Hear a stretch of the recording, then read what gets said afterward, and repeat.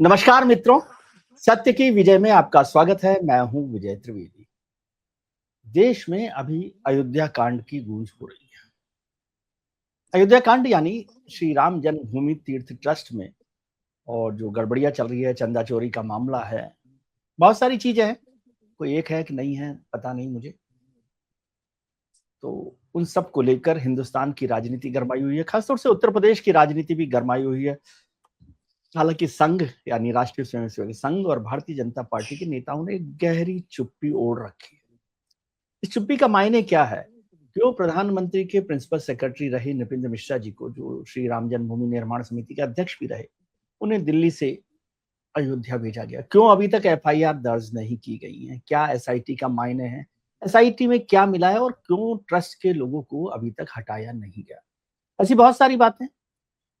क्या अखिलेश यादव जी समाजवादी पार्टी अपनी राजनीति कर रही है, कांग्रेस अपनी राजनीति कर रही है, या भारतीय जनता पार्टी अपनी राजनीति को बचा रहे हैं? और इसका असर क्या होगा? 2027 के चुनाव बहुत करीब है। इन सब पर चर्चा करेंगे। हमारे मित्र वरिष्ठ पत्रकार हैं, बड़ा नाम है उत्तर प्रदेश और हिंदुस्तान की पत्रकारिता में। वो हिंदुस्तान की राजनीति को भी और उत्तर प्रदेश की राजनीति को तो बहुत बारीकी से समझते हैं। किताबें भी लिखते हैं। उनकी किताब जो है कोट काकोरी और कसारी मसारी बहुत हिट हुई, बेस्ट सेलर रही है। फिल्मों में डायलॉग्स लिखते हैं। डायलॉग्स वैसे खुद भी उनके बहुत अच्छे होते हैं और उनका चेहरा जो है श्री कृष्ण की तरह से मनमोहक है। तो हमारे मनमोहक मित्र मनोज राजन त्रिपाठी जी इस वक्त हमारे साथ हैं। पंडित जी नमस्कार, बहुत बहुत प्रणाम। और बहुत आपको परेशान किया हमने कि इतनी सारी व्यस्तताएं हैं, फिल्म लिखनी है, डायलॉग लिखने हैं, ओटीटी लिखना है और क्या क्या करना है आपको। लेकिन हमने कहा कि अयोध्या कांड में एक ऐसे व्यक्ति की जरूरत हो जो महाभारत काल का संजय रहा हो। अरे तो संजय से मैं समझना चाहता हूँ, क्योंकि मैं तो धृतराष्ट्र जैसा ही हूँ, दिखता ही नहीं मुझे तो। मुझे लगता है कि धृतराष्ट्र जो है उनके मन में एक गांधारी बैठी रहती है जिन्होंने अपनी आंखों में पट्टी बांध रखी है। पट्टी बांध रखी है। और वो मन जो है, कभी आप गौर करें तो उस पट्टी से एक पराभासी आकृति हमेशा दिखाई देती है। तो मुझे लगता है हर पत्रकार एक कानून की देवी की तरह आंख पे पट्टी बांधे रहता है, एक गांधारी की तरह पट्टी बांधे रहता है और एक पराभासी चित्र को देखकर सिर्फ उसमें से खबर निकाल कर देने की कोशिश करता है। ना इधर का कोई पक्ष है, ना उधर का कोई पक्ष है, सीधी सटीक खबर, और खबर में बिटवीन द लाइंस पढ़ने की आदत, ये है सर। तो क्या हो रहा है सर अयोध्या में? देखिए, अयोध्या में एक चढ़ावा चोरी की घटना हुई है। उस अयोध्या में जो चढ़ावा चोरी हुई है, इसका मुद्दा अखिलेश यादव ने उठा दिया। Akhilesh Yadav was the first जिन्होंने इस पूरे मुद्दे को उठाया। और पहले लगभग एक हफ्ते तक, चाहे भारतीय जनता पार्टी हो या ट्रस्ट से जुड़े लोग हो या कोई भी राइट विंगर हो, इससे लगातार इनकार कर रहा था कि ये कुछ सिर्फ नहीं। राजनीतिक गर्म की जा रही है, इसमें कुछ नहीं होगा। अचानक एक एसआईटी गठित हो जाती है। मैं केवल ऐसे बताना चाहता हूं कि जैसे नृपेंद्र मिश्रा घोटाला खुलने के, मतलब अखिलेश यादव के जरिए खुलने के तुरंत बाद एक दिन के लिए आते हैं और कहते नहीं नहीं, मतलब मुझे कोई इससे मतलब नहीं है, और बिना बोले चले जाते हैं। एक बयान आता है राय साहब का, चंपत राय का। चंपत वो राय साहब। कहते हैं, चंपत राय साहब का, वो कहते हैं कि हर महीने ये जो चढ़ावे की गिनती होती है, इसका हर महीने एक ऑडिट होता है। वो ऑडिट जारी है, इस महीने वाला ऑडिट जारी है, और फिलहाल उसमें कुछ उल्लेखनीय नहीं मिला है। बात यही खत्म हो जाती है और यहीं से मसले खत्म हो जाते हैं। लेकिन फिर जब एसआईटी गठित होती है, अब अचानक केवल एक ही लाइन है, उन्हीं राइट विंगर्स, उन्हीं भारतीय जनता पार्टी के लोगों, उन्हीं ट्रस्ट वालों को या नृपेंद्र मिश्रा को अब वही लोग बोलने लगे कि दूध का दूध और पानी का पानी होगा, जो पहले इससे लगातार इनकार कर रहे थे। तो अब जांच जारी है और जांच के बीच में एक राजनीति डाल दी गई है कि हु इज अखिलेश यादव, जिन्होंने अपने विधायकों को, अपने पदाधिकारियों को, कार्यकर्ताओं को राम मंदिर जाने से रोका। तो हु इज ही, जो राम मंदिर खुद न गया हो, वो राम मंदिर के मुद्दे को इस तरीके से सियासत क्यों कर रहा है? फिलहाल इतना है। और इसमें सबसे बड़ी बात है कि क्या किसी राम मंदिर की तलाश के लिए जब एएसआई की टीम गई होगी तो उसमें कोई के मोहम्मद भी थे, और वो ये 70s में हुई थी, ये पहली वाली, जिसको पहली बार। जिसको माना नहीं, मतलब जिसको रिपोर्ट में नहीं लिखा गया कि लाल साहब थे प्रोफेसर, उनकी अगुवाई में गया था। तो क्या के मोहम्मद को ये अधिकार नहीं था कि वो बताते कि यहां एक मंदिर था? क्या हाईकोर्ट के ऑर्डर्स के बाद एएसआई की जो टीम लगाई कोर्ट ने, उसमें 52 मुस्लिम थे, क्या उनको ये अधिकार नहीं था कि वो वहां जाते और बताते? वो गए और उन्होंने साबित किया एएसआई की रिपोर्ट में कि नहीं, वहां मंदिर था। तो क्या किसी मंदिर में, जो मंदिर देश नहीं विदेश का मुद्दा रहा हो, आप हगिया सोफिया का नाम सुने ही होंगे, तो हया सोफिया का नाम भी उतना ही मशहूर है जितना भारत में राम मंदिर का मुद्दा रहा, इससे भाजपा बनी। तो क्या उस मंदिर में अगर चढ़ावे की चोरी हो रही है तो क्या उसकी जांच की मांग उठाने के लिए किसी को 21 बार मंदिर जाने की आर्ता पूरी करनी चाहिए? और अगर ऐसा है कि चोरी की बात पकड़ने के लिए या उसको बताने के लिए मंदिर जाना जरूरी है, तो जो मंदिर में है, जो सारे लोग मंदिर में हैं वहीं रहते हैं, वो जाते भी नहीं है, उनको वहीं रहना है, वहीं रहना होता। वो उस वहीं रहना है। जब उनकी निगरानी, उनकी नाक के नीचे चोरी हो रही है, तो फिर सवाल खड़ा होता है कि जो नहीं गया उसने मुद्दा उठा दिया, जो है वो उसमें संलिप्त है। तो इस तरीके की एक राजनीति चल रही है, और ये राजनीति किसी अखिलेश यादव ने की ही नहीं है, ये राजनीति किसी और विपक्षी पार्टी ने की ही नहीं है। चुनाव की चौखट पर उत्तर प्रदेश खड़ा है, चांदी की तश्तरी में सोने का जैसा मुद्दा आप दे रहे हैं। आपने जब वो मुद्दा दिया है तो उस मुद्दे पर सियासत होगी, 100% होगी।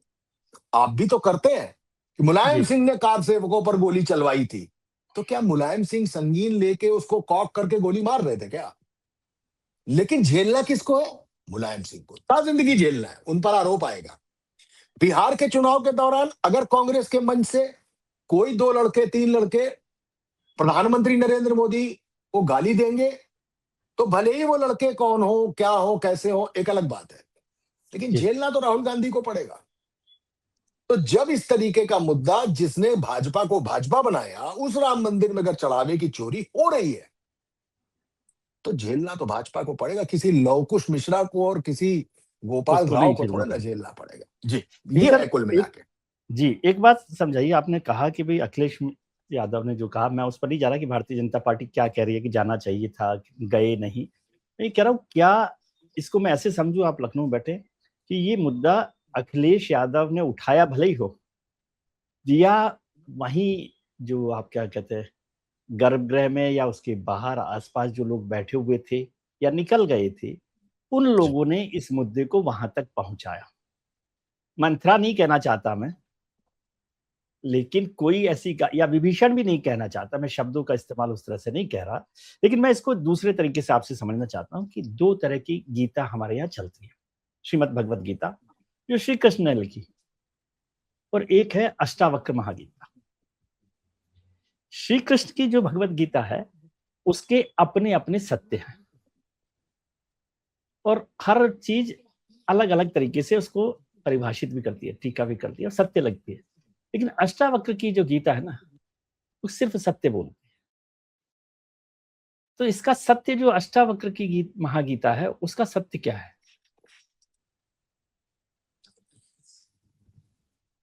आपने बहुत ही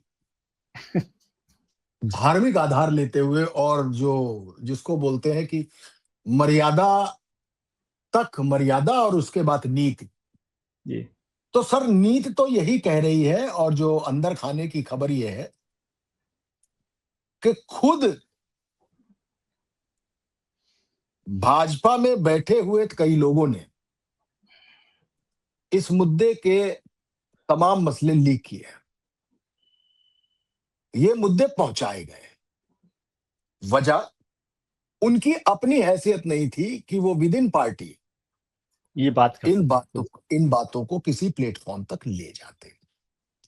लिहाजा उनके पास एक सहारा था और सहारा शाना बशाना लड़ने वाले विपक्ष उत्तर प्रदेश में सपा और भाजपा ही तो है। हाँ, दो ही बसपा लोग। साइडलाइन है और कांग्रेस को तो आप जानते हैं कि रोमिंग लगती है यूपी में, क्योंकि टावर सारे अखिलेश यादव के हैं। तो अखिलेश यादव ही बचते हैं वो जिनसे ये बात हो। तो ये मसला भाजपा के जरिए सपा तक पहुंचाया गया और सपा ने इस मुद्दे को उजागर कर दिया। दिल्ली और उत्तर प्रदेश की जो लड़ाई है वो जग जाहिर है कि वो लड़ाई जग जाहिर है। यही वजह थी कि ये मुद्दा जब उठा तो ये मैं आपको पूरी हाउसेस माउथ से बता रहा हूं। उत्तर प्रदेश सरकार ने तय किया कि हम ये जो घटना हुई है, जो चढ़ावा चोरी की वारदात हुई है या वो हो रही है, हम इस प्रेमाइसेस में नहीं घुसेंगे।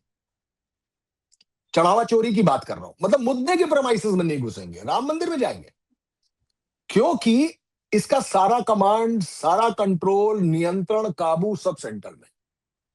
अगर हमने इस मुद्दे को कहीं से उठाया तो खामखा में हमको झेलना पड़ेगा।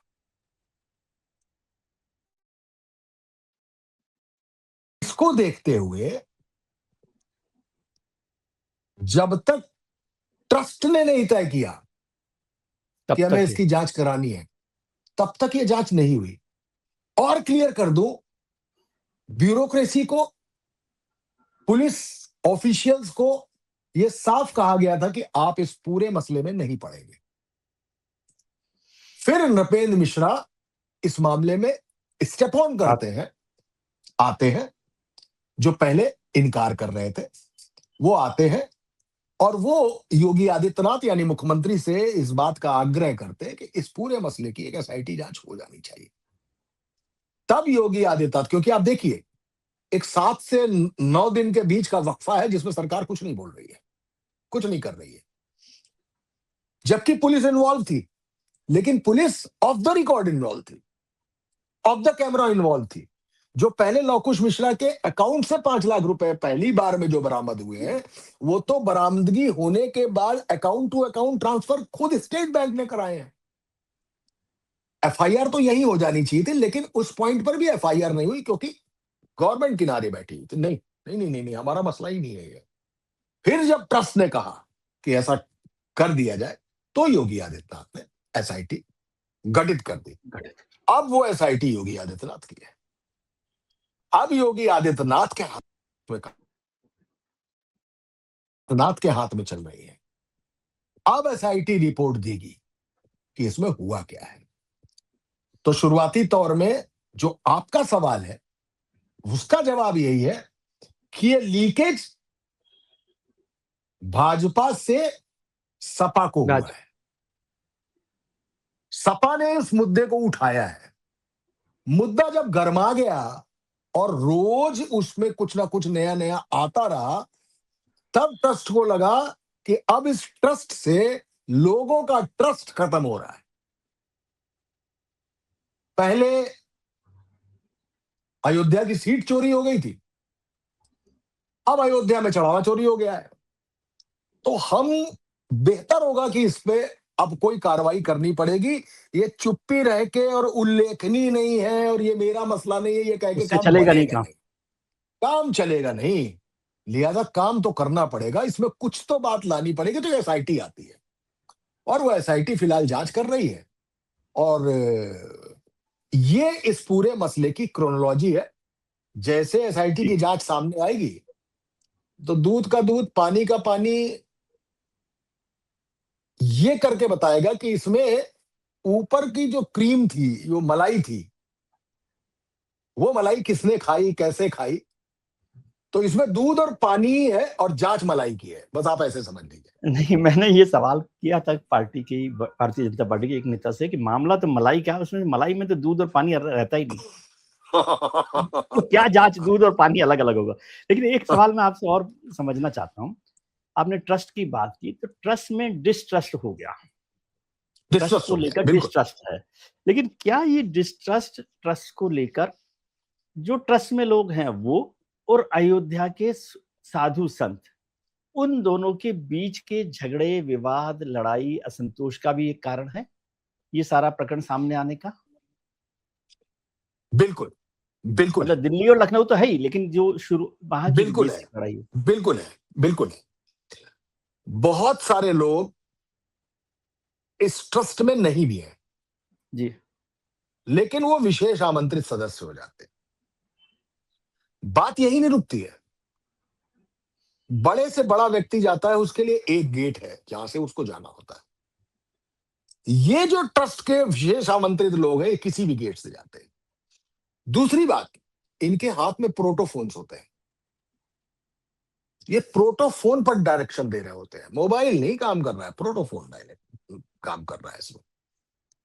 जमीनों की जबरदस्त खरीदारी चल रही थी। उस खरीदारी में कुछ बेनाम बिचौलिए भी हैं।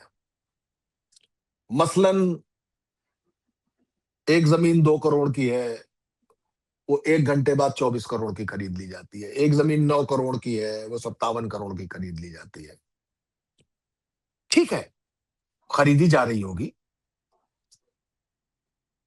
उसको देखते हुए ये मसले बार बार उठ रहे थे। तमाम साधु संत और वहां के जो मठाधीश हैं, इस मसले में जो ट्रस्ट के कुछ लोगों की एक तरफा वर्चस्व था, उस वर्चस्व में वो अपने आप को बेहद कमजोर पा रहे थे। उनमें कुछ वो लोग भी हैं जिन्होंने इस राम मंदिर के संघर्ष में जेल भी भोगी है। मसलन विनय कटियार।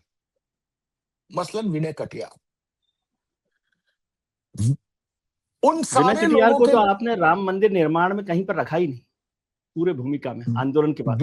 विनय कटियार को आपने कहीं नहीं रखा सर। वही तो कह रहा क्या उमा भारती को रखा गया? क्या साध्वी हूं, रितंबरा। नितंबरा, माफ कीजिएगा। विनय कटियार तो जब जाते हैं राम मंदिर तो उनसे कहा जाता है कि आपका पास कहाँ है। अच्छा, तो ये, हाँ जी जी, बिल्कुल, ये उनसे कहा जाता है कि पास। विनय कटियार ने तो साफ साफ कह दिया कि गोपाल राव का तो कुर्ता ही सबसे ज्यादा रंगीन है।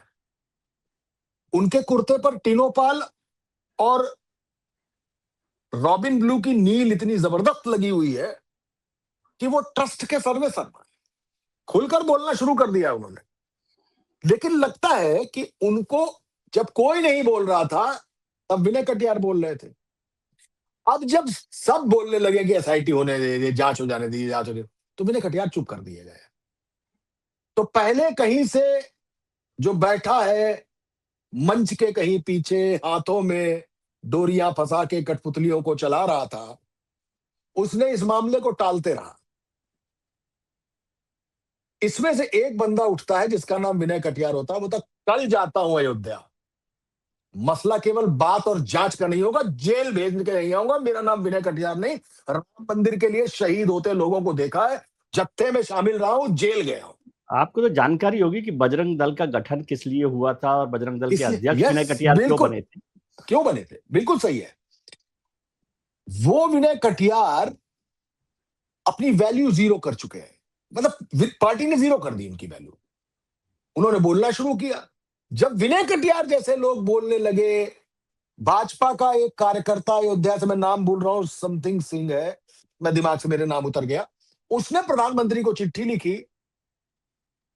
पुराना एक लेखाकार था, वो लेखाकार तमाम सारी चीजें खोलने लगा कि इस तरीके की चोरी पहले भी बताई गई है।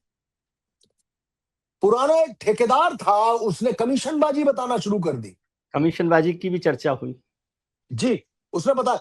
मैं वो कितना झूठ बोल रहे हैं, कितना सच बोलते हैं, इसमें तो जाना ही नहीं है। लेकिन लोग आने लगे। लोग इसलिए आने लगे कि अब मास्क लगाना जरूरी नहीं था, कोरोना खत्म हो चुका था।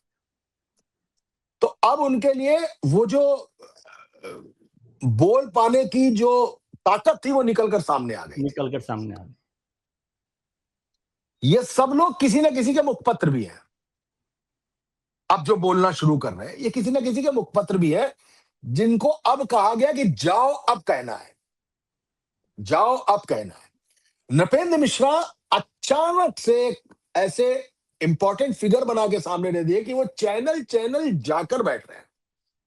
और देखिए, गौर करिएगा, उनकी जो बातें हैं, लगता है जैसे वो एसआईटी के लाइन ऑफ एक्शन को भी तय कर रहे हैं। तय कर रहे हैं। जैसे जैसे चंपत राय की निष्ठा पर सवाल नहीं है, लेकिन उनके निगरानी में, निगरानी पर सवाल है। निगरानी पर सवाल है, उनके मैनेजमेंट पर सवाल है। लिहाजा एक सीईओ होना चाहिए, लिहाजा एक सीईओ होना चाहिए। दूसरी बात, ये सीसीटीवी ऑटो डिलीशन पे लगे हैं, 45 दिन बाद डिलीट होगा। जैसे 46वां दिन आएगा, पहला दिन चला जाएगा, 45 दिन फिर आ जाएंगे।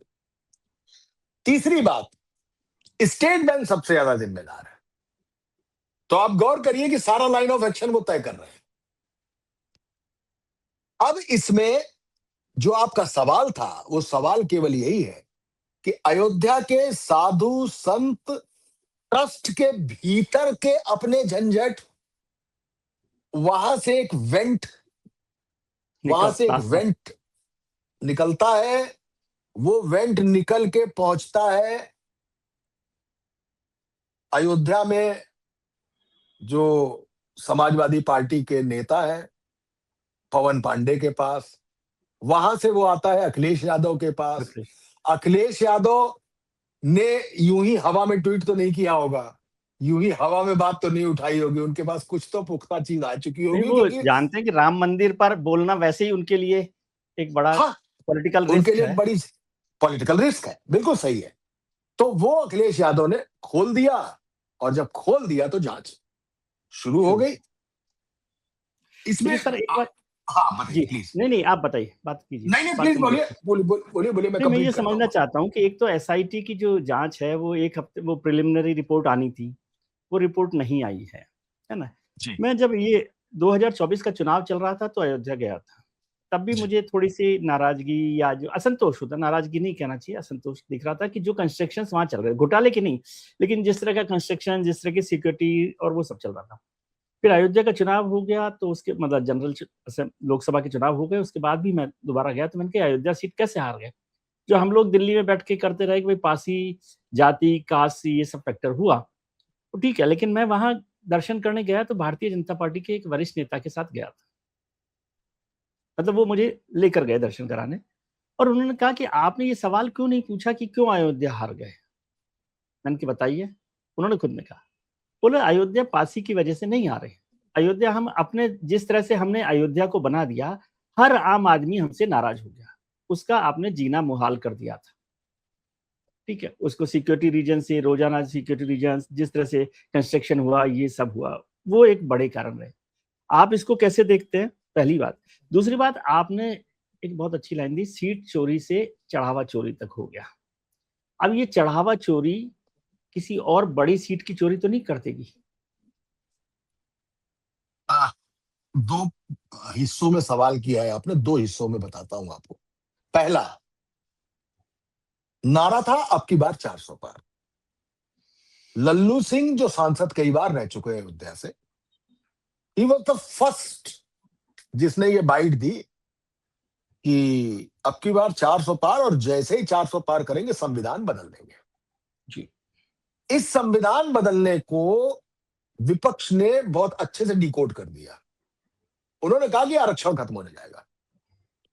अब आरक्षण खत्म होते ही जिस जिस राम मंदिर का देवार्पण करके गए थे नरेंद्र मोदी, और इस पूरे इरादे के साथ कि उत्तर प्रदेश में ये देवार्पण हमारे लिए वोट की गंगा बहा देगा, यानी धर्म के आधार पर चुनाव हो जाएगा। उस धर्म ने जो अपनी केचुल बदली, तो केचुल में मूंगफली का जो हिंदुत्व का दाना, जो पूरी मूंगफली जो हिंदुत्व थी, वो टूटी, उनमें से 3 टुकड़े निकले, अगड़ा पिछड़ा दलित। और ये चुनाव धर्म की जगह, ध्रुवीकरण की जगह जातिगत हो गया। और जातिगत चुनाव एक मसला। दूसरा मसला, अयोध्या हमेशा एक गरीब जगह थी। आप तो अरसे से जा रहे होंगे। मैं तो 85 से 84 से मैं जा रहा हूं। बिल्कुल गरीब जगह थी, बहुत गरीब जगह थी। अचानक वो पूरी अयोध्या अमीर हो गई है, लेकिन जिसको अयोध्या ने अमीर बना दिया है वो अयोध्या के नहीं है। वो अयोध्या के नहीं है। वो अयोध्या के नहीं है जी। और जो गरीब, जो भी अयोध्या से दाल रोटी, नमक रोटी, अचार रोटी आ रहा था, वो बेचारा थोड़ा अलग थलग हुआ, उसको अलग अलग जगह शिफ्ट किया जाने लगा। तो जो मूल अयोध्या थी, जिस अयोध्या की वजह से वो सैकड़ों सालों से पिंजरा बंद था, उसको लगा कि अब हमारे लिए सब कुछ खुल गया है, राम आ गए हैं। लेकिन उसे ये नहीं मालूम था कि उसकी रोजी रोटी भी अब प्रभावित होने जा रही, तो परेशानी बहुत हुई। ये दूसरा कारण। तीसरा बड़ा कारण कि सरकार और संगठन के बीच, यानी दिल्ली और लखनऊ के बीच का जो फासला था, उस फासले ने एक धनात्मक उत्प्रेरक होता है, एक ऋणात्मक उत्प्रेरक होता है, उस कैटलिस्ट का काम किया। लेकिन इस बार ये नेगेटिव कैटलिस्ट था। Negative catalyst. वो जहां पे संगठन हो और उस संगठन की सरकार भी हो, तो मल्टीप्लाई बाई 400 हो जाता है सर। लेकिन जिस जगह से, जिस अयोध्या से भाजपा बनी, जिस उत्तर प्रदेश से भाजपा बनी, जिस उत्तर प्रदेश से गुजरात छोड़कर प्रधानमंत्री को बनारस आना पड़ा, जिस उत्तर प्रदेश ने, हमारे कानपुर में कहा जाता है, झउआ भर सीटें दे दी, उस उत्तर प्रदेश ने पहली बार मोदी सरकार को एनडीए सरकार में बदल दिया। अगर उत्तर डिच प्रदेश किया से, ना, इसको बोलिए सीधा सीधा यस, पॉलिटिकल डिच किया। तो ये पार्टी ने पार्टी को हराया। पार्टी में भारतीय जनता पार्टी को किसी विपक्ष से चुनाव नहीं लड़ना है। भारतीय जनता पार्टी को अपने पक्ष में बैठे विपक्ष से सबसे पहले लड़ना है। और इसी लड़ाई का परिणाम था कि उत्तर प्रदेश में भारतीय जनता पार्टी को हारना पड़ा और अपने पिता के कार्यकाल से ज्यादा सांसद लेकर अखिलेश यादव संसद पहुंच गए। तो इस पर किसी का चिंतन नहीं है, पदाधिकारी निकले नहीं, कार्यकर्ता निकले नहीं गए। और सच बात तो यह कि फोन कर करके लोगों से कहा गया कि निकलना नहीं है। मैं कभी ऑफ द कैमरा आपके संग बैठ जाता हूं और बताता हूं, जरा 4 इन लोगों से बात कर लीजिएगा, वो आपको बता देंगे, अगर आपके करीबी होंगे तो रो पड़ेंगे, तेजाब उगल देंगे, जहर उगल देंगे आपके सामने कि वो चुनाव उनको हराया कैसे गया। वही मैंने कहा ना कि वो बीजेपी के नेता ने मुझे कहा कि भाई आपने ये सवाल नहीं पूछा कि हम क्यों हारे अयोध्या में। खैर, अब अगला सवाल हम आगे आ गए हैं। तो ये जो अगली सीट चोरी है, उसकी संभावना आपको लग रही है, आशंका लग रही है? क्या कहें, संभावना में एक न्यूट्रल शब्द का इस्तेमाल कर रहा हूं, क्योंकि आशंका उम्मीद का मुझे कोई मायने नहीं। मैं आपको इसके लिए 3 चीजें बताऊंगा। पहली चीज, उत्तर प्रदेश में भारतीय जनता पार्टी के ही सांसद, विधायक, मंत्री, पदाधिकारी, संगठन में काम कर रहे लोग आकर बताते हैं कि सरकार ठाकुरवादी है, किसी की जरूरत नहीं है, वही बताते हैं। ऐसे में ब्राह्मण का नाराजगी बढ़ी, उबाल आने लगा। अच्छा, ब्राह्मण भले ही 10 से 12% के बीच फ्लक्चुएट, 12% हो। लेकिन ये ब्राह्मण वो चीज है जो आपके लिए 12% वोट और लेके आता है, माहौल बनाता है ना, चाय पिएगा, गुटखा खाएगा, बैठ के आपके यहाँ माहौल बना देगा, पूरा परसेप्शन टपरी, बनाएगा कि देखिए इतना बड़ा काम राम मंदिर का हो गया, इतना बड़ा फलाना हो गया, ये है, सड़कें बन बस गई, बस ये बस बस बस। ये ब्राह्मण जब चला, बोले माफ करा बहन जी के यार, अरे बोले क्या बात करते, तिलक तराजू और तलवार इनको मारो हाँ जूते, ना ना आपकी बहन जी कही ने कि भैया हाँ, ब्राह्मण शंख बजाएगा हाथी बढ़ता शंख जाएगा। बजाएगा। हाँ, बॉस विजय जी, मेटल और केमिकल का रिएक्शन था जिसको सोशल इंजीनियरिंग का नाम हम देते हैं, मेटल और केमिकल का, लेकिन सफल प्रयोग था। वो ब्राह्मण नाराज हुआ, 46 में से 43 ब्राह्मण बैठ गए, एक हो गए ब्रजेश पाठक, दूसरे हो गए दिनेश शर्मा, और एक का कोई मैं नाम भूल रहा हूं, ये 3 नहीं आए उसमें। और ब्राह्मण वो फटकारे गए, वो डांटे गए बुरी तरीके से कि लोध की बैठक हो गई, धोबी की बैठक हो गई, कुर्मी की बैठक हो गई, ठाकुरों की बैठक हो गई, लेकिन डांट केवल ब्राह्मण ने खाई एक बार। अब आता है मुद्दा अभिमुक्तेश्वरानंद का। अभिमुक्तेश्वरानंद का पूरा मसला, नहाने दिया नहीं, उनकी पालकी रोक ली। आप बताओ कि आप शंकराचार्य लिख कैसे सकते हो? अरे कोई बताए कि किस कोर्ट के ऑर्डर में लिखा है कि शंकराचार्य नहीं लिख सकते? नहीं लिख पट्टाभिषेक पर रोक है, पट्टाभिषेक पर रोक है, 100% है, पर वो अपने नाम के आगे लिख रहा है। लिख अब वो शंकराचार्य, फिर शंकराचार्य पर लगा कि यार वो जो बटुकों को चोटी पकड़ के मारा उसके तो विजुअल्स हैं, तो ये मैसेज गलत जा रहा होगा, तो क्या करना चाहिए? तो करना ये चाहिए कि एक यौन शोषण की एफआईआर होनी चाहिए। तो बटुकों के साथ शंकराचार्य का यौन शोषण का जो मुकदमा दर्ज हुआ, उसने शंकराचार्य की इमेज की और ऐसी तैसी कर दी। और अब वही आशुतोषानंद अब ये आप बता रहा है कि कुछ अफसरों और रामभद्राचार्य के कैसे उत्तराधिकारी कैसे के दबाव में मैंने वो फर्जी रिपोर्ट लिखाई। अब मैं ब्राह्मण विधायकों से चला था, ब्राह्मण से चला था, सनातन पर आया, और सनातन से बाद अब चल लेके चलता हूं आपको अयोध्या। अब ये चढ़ावा चोरी हो रही है, भारतीय जनता पार्टी इसका तर्क दे रही है, अरे अखिलेश यादव कौन होता, वो कैसे इस बात को उठा सकते हैं? चढ़ावा चोरी तो हुई है ना, एसआईटी गठित तो हुई है ना, नृपेंद्र मिश्रा ने कहा है ना कि चोरी नहीं डकैती है ये।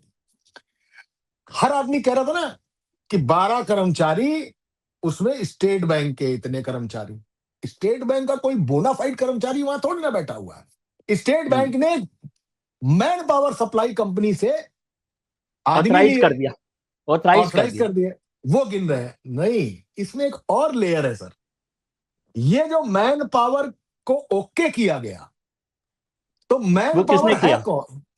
नहीं नहीं ठीक है, ट्रस्ट नहीं ओके कर दिया, अब तक नहीं बता रही थी ट्रस्ट, अब स्टेट बैंक ने ही कह दिया। नहीं, बात इससे एक कदम और आगे की है। तो जो मैन पावर सप्लाई होने हैं, तो उसमें किसी ने कहा कि ये संघ का पुराना चेला है हमारा, परिवार के इसको लोग रो। हैं, अब परिवार। जितने जितने संघ के पुराने चेले चपाटी थे, वो मैन पावर हो गए, वो नोट गिन रहे हैं वहां पे जाके। तो ये लेयरिंग है। और इस चढ़ावा चोरी, हम खड़े हुए चुनाव पे सर, हम चुनाव पे खड़े हुए हैं। खड़े हैं क्या इसीलिए। आपको क्या आपको लगता है मंच पे भाषण नहीं होगा? क्या आपको वो तो लगता है होगा। मंदिर मुद्दा नहीं गरमाएगा? क्या गर्म। आपको लगता है सनातन का मुद्दा नहीं गरमाएगा?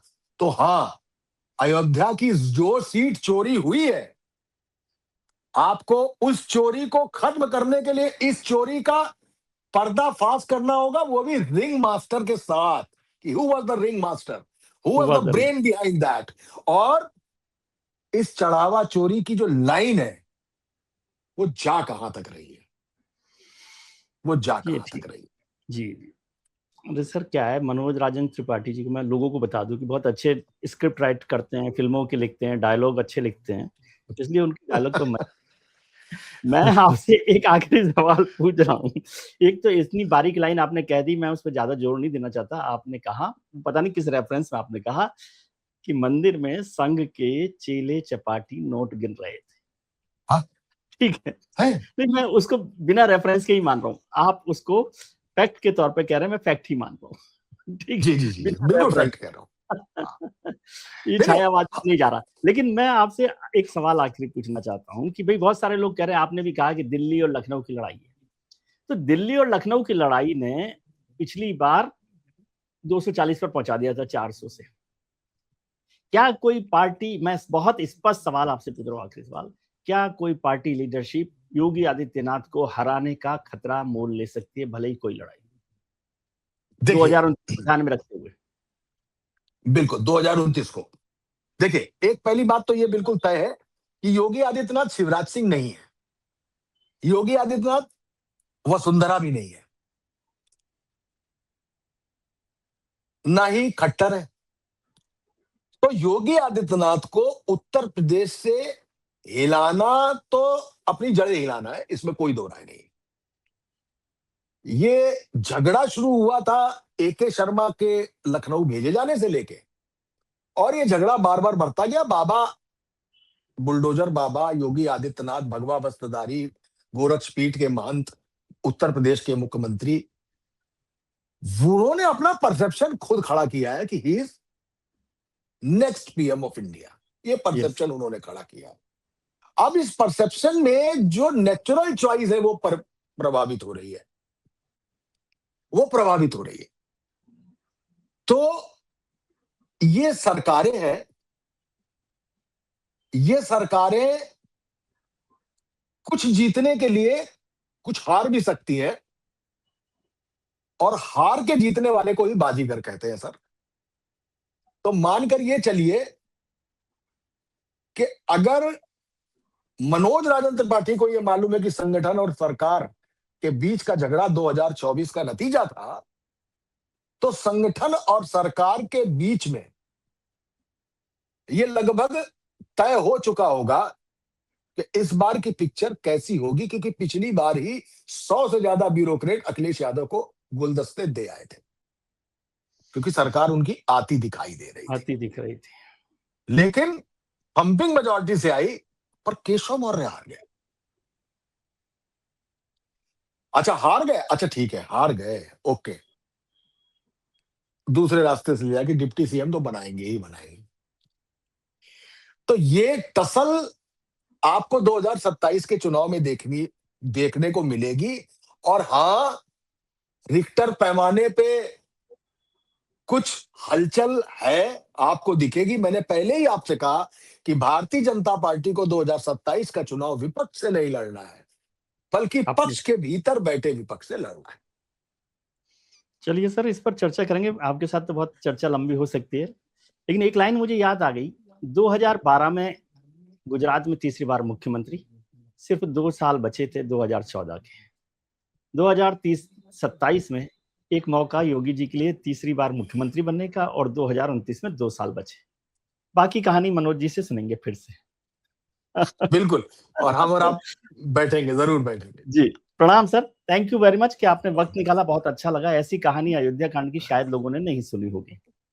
उम्मीद करते हैं कि आपके लिए आने वाला दिन आज से बेहतर हो। आप अपने मित्रों, परिजनों, रिश्तेदारों के साथ खुश रहें, मस्त रहें, व्यस्त रहें, स्वस्थ रहें, और मनोज जी की तरह से दमदार तरीके से बोलते रहें।